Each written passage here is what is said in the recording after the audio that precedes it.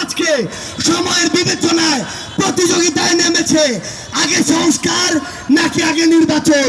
মাথায় স্পষ্ট করে ঢুকিয়ে রাখুন, সংস্কার নাকি নির্বাচন।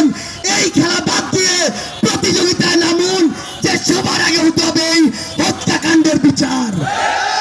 যেই তাপস, নানক, কাদেরদের প্রত্যক্ষ মদদে এই বাংলাদেশে খুনি হাসিনার হুকুমে এবং ভারতের প্রেসক্রিপশনে এই পিলখানা হত্যাকাণ্ড হয়েছে, শাপলায় হত্যাকাণ্ড হয়েছে, জুলাইয়ের হত্যাকাণ্ড হয়েছে। সেই হত্যাকাণ্ডের বিচার হওয়ার পূর্ব পর্যন্ত এই বাংলাদেশে অন্য কোনো কিছু কখনোই প্রাসঙ্গিক হতে পারে না।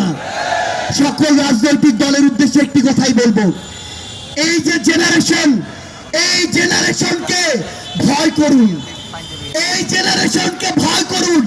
যদি এই জেনারেশনের রক্তের উপরে দাঁড়িয়ে ইমোশন নিয়ে খেলার চেষ্টা করেন, এই জেনারেশন সকল ক্ষমতার বিপক্ষে গিয়ে যে কাউকে টেনে হিসেবে নামাতে পারে, কুয়েটের ওই ভিসি তার প্রমাণ।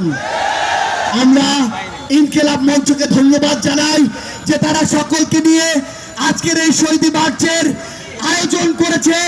এই মঞ্চের সকল শহীদ পরিবার, সামনে থাকা সকল আহত যোদ্ধাকে সামনে রেখে একটি কথাই বলি, এই অন্তর্বর্তীকালীন সরকারের সবচেয়ে বড় লেজিটিমেসি হচ্ছে এই শহীদরা, এই শহীদদের হত্যার বিচার করার পূর্ব পর্যন্ত এই অন্তর্বর্তীকালীন সরকার যদি অন্য কোনো কিছুর চিন্তা করে, তাহলে তারা তাদের সারা জীবনের এই রক্তের দায়বদ্ধতা কখনো এড়াতে পারবে না। ইনকিলাব জিন্দাবাদ।